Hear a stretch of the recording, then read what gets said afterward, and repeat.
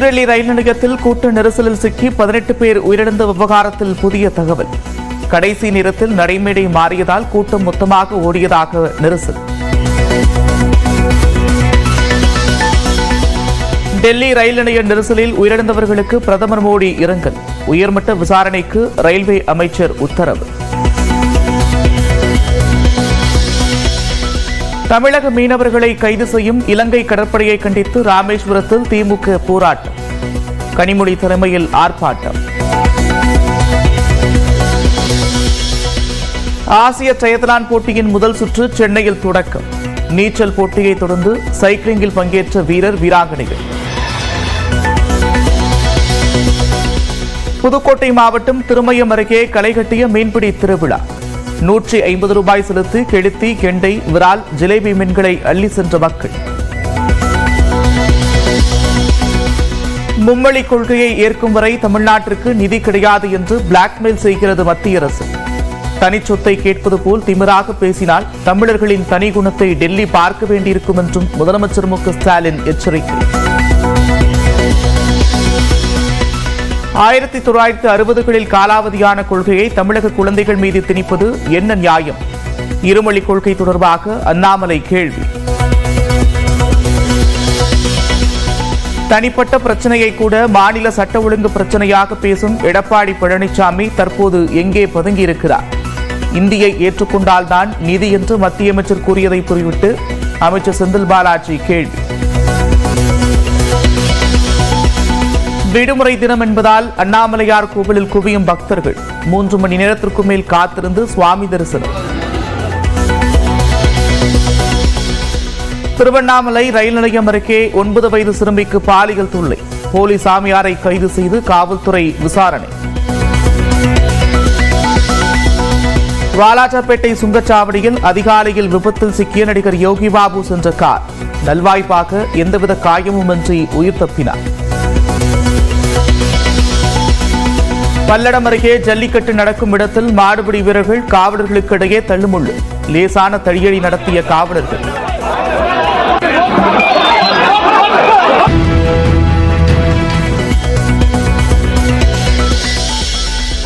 திருப்பதி ஏழுமலையான் கோவில் தரிசன டிக்கெட்டை வாட்ஸ்அப் வழியாக முன்பதிவு செய்யும் வசதி விரைவில் அறிமுகப்படுத்த ஆந்திர அரசு திட்டம்.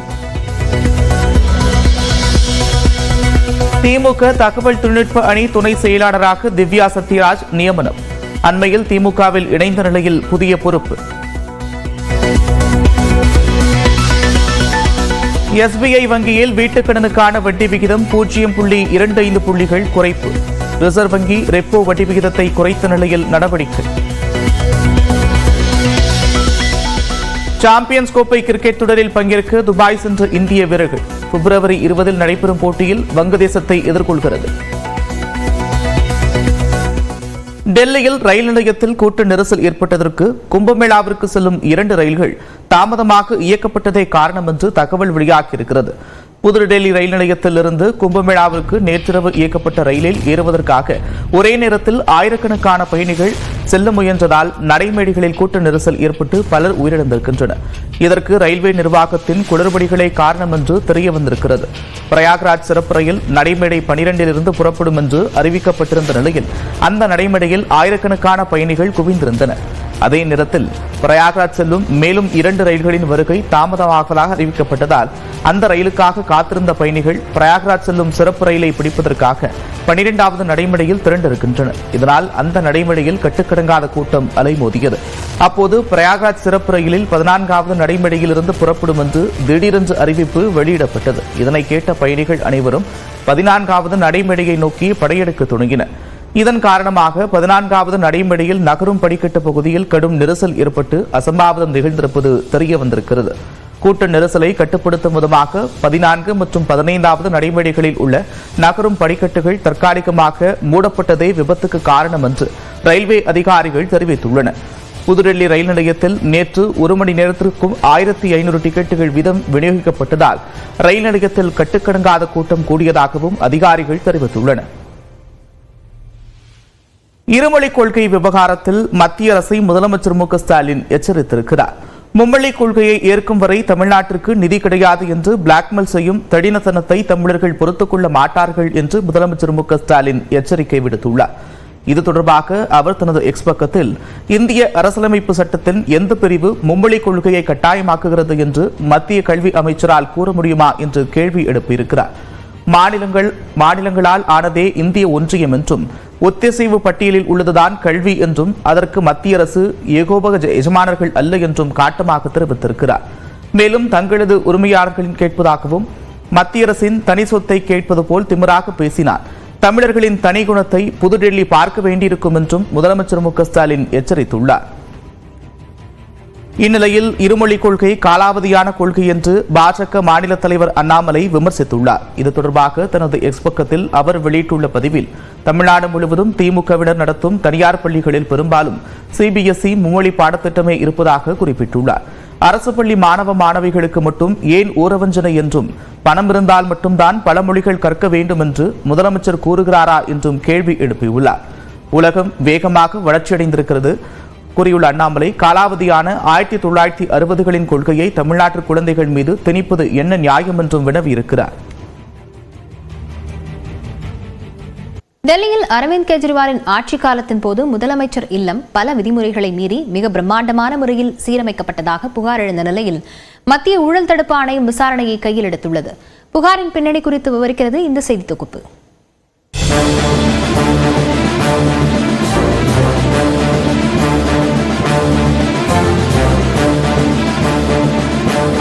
சேஷ் மஹால் முகலாய பேரரசர்களின் கால கட்டிடக்கலைக்கு பெருமை சேர்க்கும் பிரம்மாண்ட பளிங்கு மாளிகைகளுக்கான பொதுப்பெயர்.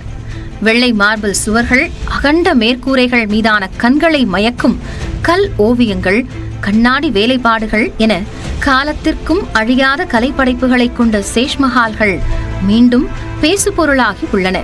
அதற்கு டெல்லி முதலமைச்சராக அரவிந்த் கெஜ்ரிவால் இருந்தபோது தனது குடியிருப்பை ஒரு சேஷ்மஹால் அளவிற்கு ஆடம்பர வசதிகளுடன் மிக பிரம்மாண்டமாய் புதுப்பித்துள்ளார் என எழுந்துள்ள புகாரே காரணம்.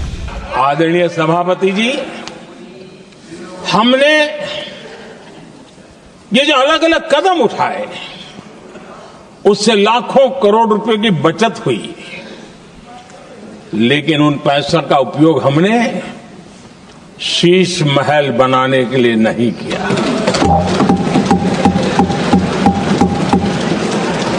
इसका उपयोग हमने देश बनाने के लिए किया.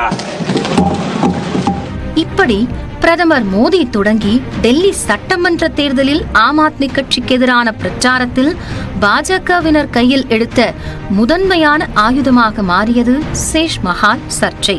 27 ஆண்டுகளுக்கு பிறகு டெல்லியில் பாஜக ஆட்சி அமைக்கவும் கை கொடுத்ததாக பார்க்கப்பட்டது. हमारे आदरणीय प्रधानमंत्री श्रीमान नरेंद्र मोदी जी, मोदी मोदी मोदी.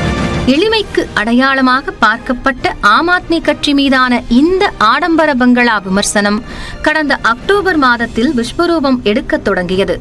மூத்த அதிகாரிகள், நீதிபதிகள் தங்கியிருந்த டைப் வி குடியிருப்புகள், 2 அரசு பங்களாக்கள் இடிக்கப்பட்டு அந்த இடம் முதலமைச்சர் இல்லத்துடன் இணைக்கப்பட்டதாக அப்போதைய டெல்லி சட்டமன்ற எதிர்க்கட்சித் தலைவர் விஜேந்தர் குப்தா குற்றம் சாட்டினார். அதாவது 10,000 சதுர மீட்டருக்கும் குறைவாக இருந்த முதலமைச்சர் இல்லம் சுமார் 50,000 சதுர மீட்டருக்கு விதிமுறைகளை மீறி விரிவுபடுத்தப்பட்டுள்ளதாகவும், ஆடம்பர வசதிகளுடன் பங்களாவை புதுப்பிக்க 45 கோடி ரூபாய் வரை செலவழித்ததாகவும் விமர்சனங்கள் வைக்கப்பட்டன. பெரிய பெரிய ஆலோசனை கூடங்கள், ஜிம், கண்ணாடி குளியல் அறைகள் என ஆடம்பர தேவைகளுக்காக மக்களின் வரிப்பணத்தை செலவழித்ததாக வீடியோ வெளியிட்டதுடன் தங்களின் புதிய முதலமைச்சர் இந்த விதிமீறி கட்டப்பட்டுள்ள பங்களாவில் தங்க மாட்டார் என்றும் கூறியது.